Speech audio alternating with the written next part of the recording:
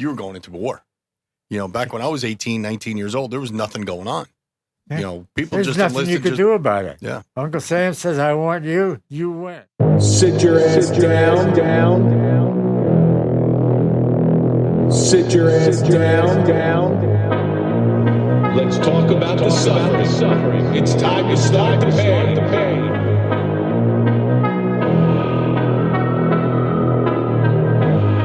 Sit your ass down.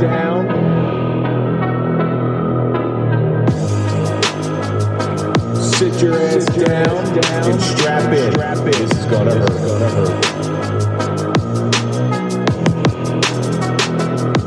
This is gonna hurt.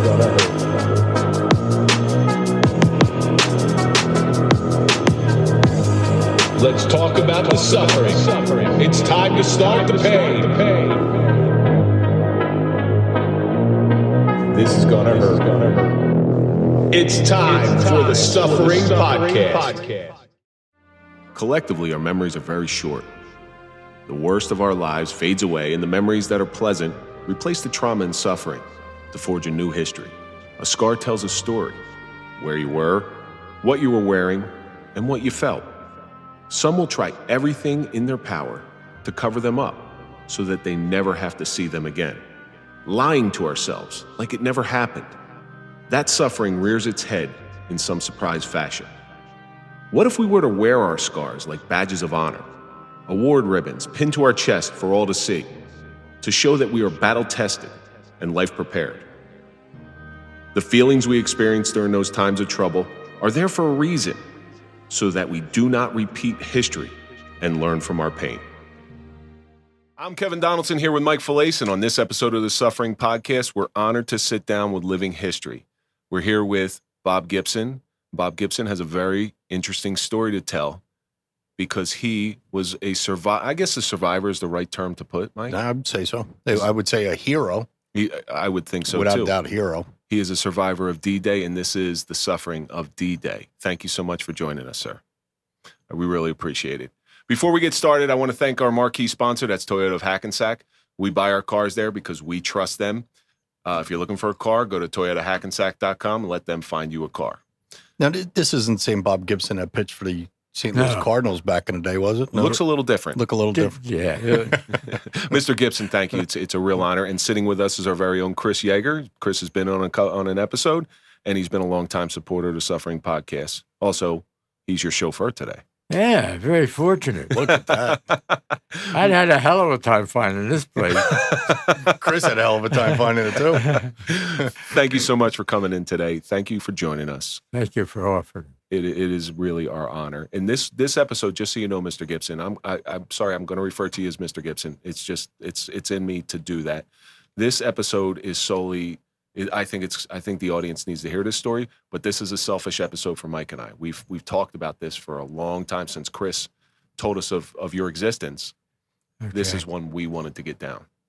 We wanted to get this on tape to tell a story so that we may never forget, right? So before we get into any of the good stories, any of the good stuff, let's talk about this week's social media question, and it comes from Derek. Has time faded your traumatic memories? Mr. Gibson, you've seen trauma on a scale that I don't think people realize. You're 78 years gone. Right. 78 years since, yeah. From June 6, 1944. Has any of those memories faded in time? No, never will.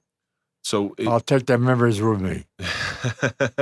Well, you need to talk about those memories because there's a whole generation of kids out there that only read about it in books. And you're somebody here to attest to the horrors of that day. You're like a living book now. People just read about what you saw. I mean, that to me that's unbelievable. Well, the most important thing is the basic training. This is what made you pull through the whole thing. It was tough, 13 weeks of basic training. And they shortened it for World War II because they needed people, right? Yeah. And it was done at Camp Davis, North Carolina. Mm-hmm. Now, those people that you went through with and were on the beach with at Utah, did you stay in contact with them? Very few. Very few.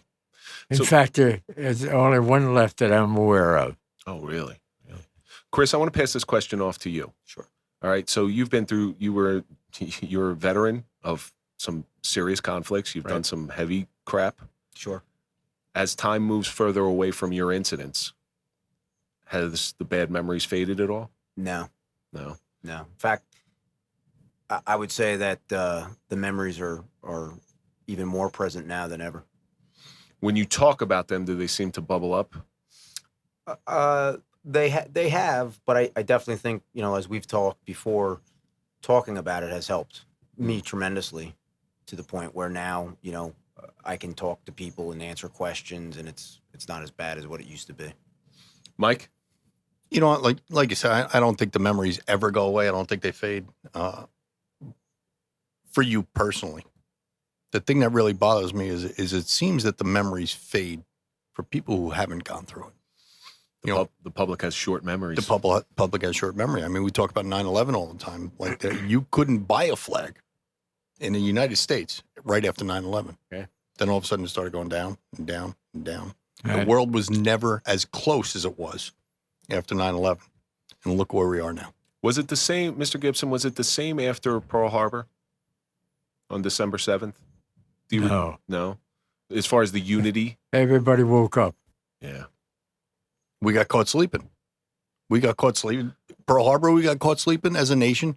And 9/11, we got caught sleeping as a nation. In fact, there's one survivor of Pearl Harbor that was with me yesterday, and No kidding. Really? 100 years old. So my grandfather was there. Yeah. My grandfather was at And Pearl the thing Harbor. that this must have happened during a weekend. They had nothing to shoot back with. Everything was locked up. Well, they say there's a myth of Pearl Harbor that when the last Pearl Harbor survivor dies, because there's oil dripping up from the boats that are under the water, when the last drip of oil comes up from the ship, that's when the last Pearl Harbor survivor is gone. Is that right? That's the myth. That's the myth. Who knows if that's true? That's a good story. Yeah, I think it's a good story. Well, Good it's awful, Hollywood story. awful difficult for them. They Yeah. couldn't get anybody out Mm-hmm. because of the formaldehyde between the insulation. Mm-hmm. So just sort of put a cutting torch in that started fumes and that And then when the people who made it into the water were covered with oil, it's a horrible event. And there's some real horror that went on during World War II that people don't realize. Let me tell you what he did. He told me the other day, he's a good friend of mine. Yeah, the only thing you had left was potato guns made out of drain pipes. For me, my at the time of this recording, which today is July 6th, my shooting happened on July 10th. Every year after my shooting, around this time, it gets very difficult for me. I start having the same nightmares. I start waking up in sweats. I start having just, I'm uneasy. I'm on edge a little bit more. And I'll be 9 years removed as of this Sunday. And I hope and pray for a day where it is just a vague memory in my head. I don't know whether it's ever going to happen. Take a long while. Believe me. Yeah, but you still think there's something that triggers it every day. Yes. There's something, and I'm sure, Mr. Gibson, it goes for you too. There isn't a day that goes by where you don't think about Right. D-Day Absolutely and correct. everything else. I mean, you see a piece of charred meat. I'm assuming you saw a lot of charred bodies on the beach. So is there something specifically that triggers you back? I hate to use that word trigger. I don't even like that Something word trigger. that triggers me with all the young fellas that never made the beach. Yeah. Wow. So is I want to, oh God, I don't even know where to start on this one. When that door opened and the bullets started coming, you saw a lot of people in front. You were there what wave were you in? Second wave. You were in the second wave. So when that door opened up, how many would you say out of 10 people made it out? Oh, I would probably 50%, fine. 50%. Jesus. Jeez, you imagine breaching a door as a cop? Let me explain a little bit how we landed on the beach. But we were left to England on an LST, okay? All our equipment's in the bottom. We landed on the beach on a Rhinal ferry. This is nothing but a pontoon boat that hold He had several pieces of equipment. That's how we got on the beach, because we had too much weight on an LST to get in close enough to the beach. Mm. And there was also bomb holes and everything else along the beach. Right. So before we get into the real meat of what D-Day was, you were born in 1923. You're a Depression baby. Yeah. I grew up with a lot of, my Aunt Failace was a Depression baby. She canned everything. Yeah, absolutely. Let's give us, because everybody was afraid it was coming back. Root beer in the attic. Root beer in the So growing up in the Depression, let's start there, because that's another piece of living history that we need to discuss. How did that shape your formative years? I heard stories, and I heard the worst of the worst stories. Was that like you, how you grew up? Well, I was very fortunate. My father was a signal maintainer at the Jersey Central Railroad at the time. So he knew quite a bit what was going on, because the railroad was being used for everything. Yeah. And that's how I knew what it was going to be like. Right. Now, did you some of your friends, their parents obviously lost their job. It's just the law of statistics. Did you lost everything? Yeah. Did you feel that growing up, that loss? Yes. Yeah. Yes. Not knowing if you're going. I remember my grandfather telling me that his mother couldn't afford shoes, so they would put newspaper in the bottom of them when they got holes. When they got holes. Now my kids have so many shoes, they don't know what to do with them. They don't know which one to wear. And the sneakers today, I mean, forget it. Yeah, they're not the same. So I walked in my son's room. He's got like 30 pairs of sneakers. I said, "How many feet do you have?" Yeah, we were conservative people, farmers, basically. My parents were farmers. Where were you born and raised? Right in Hampton, New Jersey. That's off of 78, right? 78, yeah.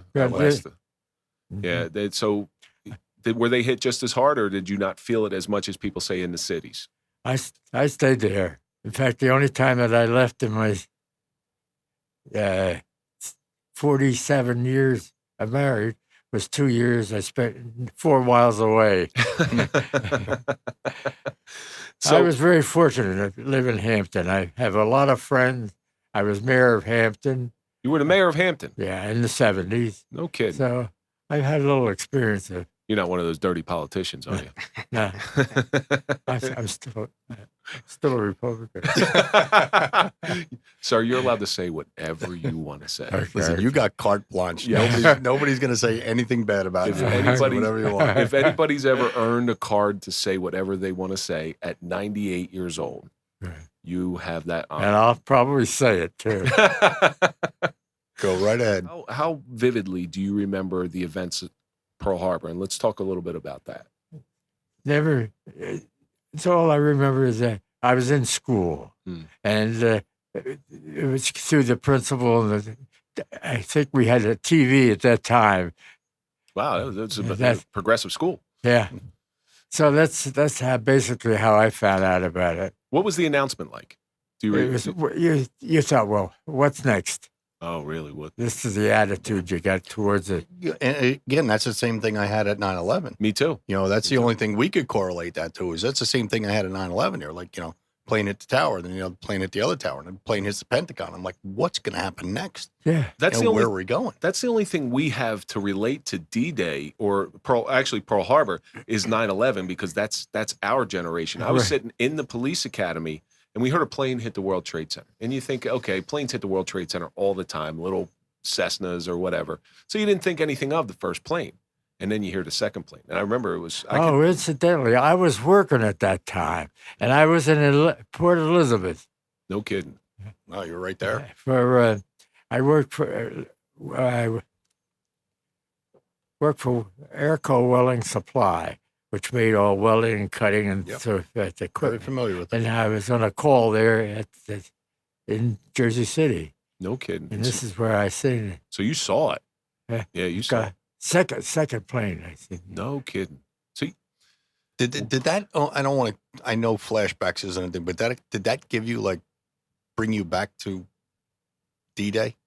Similar. Yeah. Yes. It had a similar feeling to it. Right. Right. And this is something we're trying to get to our audience, something that they can relate to. those who are alive, and there's many people now, you got to remember, we're talking 21 years ago, people who were alive during 9/11, and the feeling of anxiety and the terror and what's next coming. The unknown. And you're telling me it's a similar feeling, so then everybody can feel what Pearl Harbor was like. Right. And I remember going, oh my gosh, like what now? What's going on now? Right. Yeah. Now, how old were you when Pearl Harbor happened? You had to be 18, 19 years old. It was 1941, do the December math. 7th. December 17, 7th. 18. Yeah. 17, 18. Oh, you had to be, I bet your parents were more concerned than anybody else because they knew what was coming. Right. All right. Were you drafted? Yes, I was. Yeah. 43. October of 43. I was in senior high school. What was the feeling like when you got drafted? Because you knew you were going to war at that point. I mean, people enlist now. Well, I'm not saying now, but when I was 18 years old and I was too much of a baby to go in the military, there was no wars going on. He's still a baby, Mr. Gibson. Yeah. He's still a baby. Yeah. Just want to let you know. No, but you knew you were going into war. You know, back when I was 18, 19 years old, there was nothing going on. You know, people There's just nothing enlisted. you could do about it. Yeah. Uncle Sam says, I want you. You went. And you done your I job. remember the poster. I want you. Right. Now, right. when you got drafted, was there a patriotic feeling like, I'm going to go do my job? I'm going to go fight? Absolutely. I wasn't the only one in that senior class that went too. Now, the reason I ask you this is because my grandmother's brother, I have his letters. We lost him in World War II. And I have his letters that he wrote home to my grandmother. And I read them. And if you read the first letter, it's like, I'm going to go kill the Japs. I'm going to go kill the Germans. I'm real patriotic. You couldn't write anything like that. You had to email. The only thing you could say, well, I'm doing fine. Everything's okay. Well, everything was a secret. So these letters came back, and then over time, as he's writing letters, you see him getting very dejected. Because war will bring out the dejection in people. It'll kill their morale and their spirit. Because everybody thinks of war as, and Chris, you can attest to this as well. Everybody thinks of war as you're constantly shooting, constantly fighting. It's the downtime that's the bad stuff. Yeah, right? that's when it really hits you. You know, you start missing home, and you know that was him. Yeah. That was his name was Frank Blank, and he's buried in a military cemetery in Camden County. I've been down to his grave, but you see this idealistic kid turn into what the Army really is. Was that when you got in? You weren't even ready. You didn't even have time to sow your wild oats. At that age, jeez. And think of how many kids went to war without sowing their wild oats, and missing out on all the good stuff in life. A lot of virgins died in war. Was that you though? Did you realize the reality of the Army and the military? Once you got in basic training, you sure did. Yeah. And they were fast tracked too then, right? I mean, like you said, what was it, 13 weeks? Yeah, boy, you didn't have much sleep. Yeah. You had a lot to learn in those 13 weeks to save your ass is really what it comes down to. Take care of yourself. Yeah. That's why I think all the young kids should go in the service. Number one, you learn how to take care of yourself, health-wise and mentally wise. So the drill instructors in your basic, and I know this was true during the Vietnam era, the drill instructors were a little extra hard on the recruits than a normal peacetime military. Was that the same in World War II? Absolutely. We had a first sergeant. We really barked. But if you look at it now, removed, they're responsible for your staying alive. Right. Absolutely. For shaping a person in order to save your own life. Right. Really what it comes down to is save your life and save others' lives. I heard the story from Arlie Army when he was still alive. He was sitting, he would sit after he was a drill instructor. He would sit in a coffee shop reading the paper, and he would look through the names because they would post the names of people who were killed in action. Yeah. And he would look through the names, and he talks about the feeling of losing one of his recruits. So I've heard that before, and it's interesting that you say it. 13 weeks is not a long time to prepare a guy to go out and kill. 13 tough weeks. I can imagine. I can imagine. You went in. Talk to me about basic training back then. Tough. Yeah. Tough. Get a couple whacks from the DI. Yeah. The reason why it's you have to learn how to take care of yourself. Yeah. But these are all younger fellas. Same way. You get a couple of guys that's a little bit cocky. You have to take them up behind the chair. Knock them down a few pegs. Right. This is the part that you have to learn. Mm-hmm. And the training was tough. Who the hell thought anybody would be going in with an M1 rifle with a bayonet on the end of that? Huh? I think one of the, I don't know if you ever saw the movie called Biloxi Blues, is Neil Simon play, and they talk about basic training during World War II. It was at the end of the war, and the torturous conditions that they went through, but he makes it kind of funny. And I always imagined that it's that way because it's not, it's tough. And I'm sure you can't understand the value of what you went through when you were going through it, but when you got out. The importance of it. Yeah. So when you get out of basic training, did they tell you where you were going? Yeah. When they told us we were only going to be there for 13 weeks. You're headed for overseas. Yeah. Now, was it immediate? Like once you graduated, you shipped off right away? Or Yep. you got no time 10 off days. in between? Well, we got a 4-day pass before we left. Yeah. And you're all trying to fight over one girl in the town, right? Yeah, exactly. Jesus Christ. Then I lost my first girlfriend. So, well, they had their pick of the litter. You better be one damn good-looking guy. Kevin wouldn't have done very well back then. Yeah, look at that. Well, let me tell you a little bit of experience on basic training. We were down south, North Carolina, okay? Camp Davis. Our captain was from the south. And you get a captain, he wake you up about 5 o'clock in the morning, said, we're going to take a 25-mile hike in sand, full pack. In some heat, too. That's right. Yeah. Well, hell, they had 2.5-ton trucks following us, picking the guys up that fell out. But I made it. But I made up my mind that was the last time I was going to take a 25-mile hike. So no marathons in your future. I directly went in the motor pool. That was my grandfather. My grandfather was in the motor pool. Yeah, he was in the motor pool. Now, being down south and having a drill instructor from down south, were they still fighting like the north-south battle?